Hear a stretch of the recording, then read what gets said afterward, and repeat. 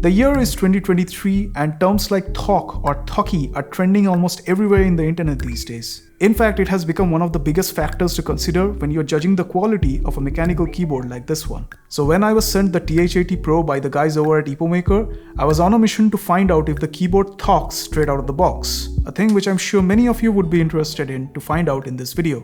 Now the Epomaker TH80 Pro is a fully wireless hot swappable mechanical keyboard. It comes in at a 75% form factor, so you get all the keys of a regular size keyboard including the function row, with the only exception of the numpad. There's also a metal knob on the top right hand corner of the keyboard and it can be used to control the volume. In terms of connectivity, you get Bluetooth 5.0 through which you can connect up to 3 devices simultaneously to your keyboard. You can also connect the TH80 Pro via the included 2.4 GHz wireless dongle or by using a Type-C cable. The keyboard can be connected to both Windows and Mac, and you also get a set of Mac-specific keycaps inside of the box. Now speaking of what else you get in the box, there's a white braided Type-C cable that can be used to connect as well as charge your keyboard. Then there's a combo puller for your keycaps and switches, and of course the user manual. The TH80 Pro is built exceptionally well. It's made out of really good quality ABS plastic, with the only exception being the plate over the PCB, which is made out of metal.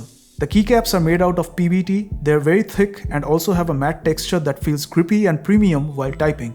Now there are two variants of keycaps that you can get with the TH80 Pro. The one that we have right here, it's called Theory, and then there's another set called Monet, which has a slightly muted colorway. Personally, I like the Theory keycaps, which have an old school appeal to them, yet a very modern and quirky way of spicing things up. The metal volume knob also feels really nice to hold and provides tactile bumps when you turn or press it. You can also program the knob to do other stuff, but more on that later in this video. Now even though this keyboard is mostly made out of plastic, the TH80 Pro weighs a whopping 1 kg or around 2.2 pounds, which is a good thing, because the heavier a keyboard is, the more premium it feels to type on and the less likely it is to move around on your desk. The keyboard is nice and compact with an elevation of 3 cm, which means that you don't need the standoffs when you're typing on your desk. If you do want to use them at some point, this keyboard has 2 levels of standoffs, which again is a very premium touch. The keycaps have an MDA profile, which basically means that the keycap layout has a slight contour to it, and trust me, this profile is an absolute boon for those of us who need to type a lot. The keycap legends are big and centered, and to be honest, they look very minimal, very professional, and not like the cheap gamer style keyboards. And for this reason, this keyboard can be used in office environments without a sweat. The TH80 Pro comes with south-facing RGB LEDs on the PCB, which I don't think matter that much since you get these opaque style keycaps with the keyboard, although they do add some bit of an accent lighting under the keys. You can control the RGBs either from the keyboard or via Epomaker's software, which by the way can also be used for other things like remapping of the keys or macros. Now it's no surprise that the TH80 Pro is a very professional keyboard, and it does come with a fully hot swappable PCB. The slots can support up to 3 or 5 pin switches, so you're pretty much covered in terms of versatility.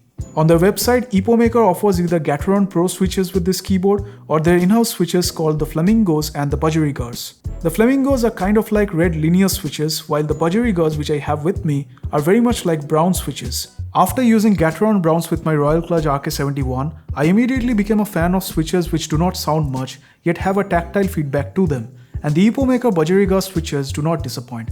However, these do require a greater force of actuation than the Gateron Browns, so definitely something to keep in mind. The TH80 Pro is a joy to use in every scenario, be it coding, gaming, or even typing out the script of this particular video. And it comes with sound dampening materials like foam and rubber out of the box, along with loop stabilizers that add to an awesome typing experience. And this is how the keyboard sounds like pure stock without any modding.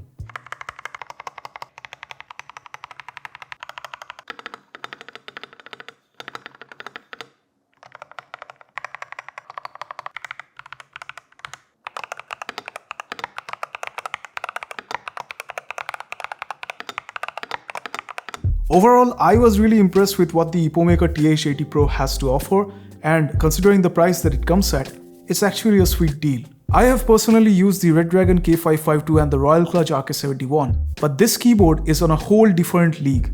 Now this keyboard is not cheap and it's priced at around $100 US, which for the most of us would seem downright expensive, and I'd probably agree with you for the most part. But if you do some research online, you'd probably find out that $100 US is not that much of a money for a keyboard of this caliber, and you're probably getting a lot more of your keyboard than the price that you're actually paying for it. The Epomaker TH80 Pro is a great option for those of us who are fond of aesthetics and minimalism, and for those of us who are not willing to spend a boatload of money on custom mechanical keyboards. And the fact that this keyboard comes with a premium build quality similar to that of a custom keyboard and still offering features like a hot swappable PCB and wireless connectivity is honestly worth a lot more than what you are actually paying for this keyboard.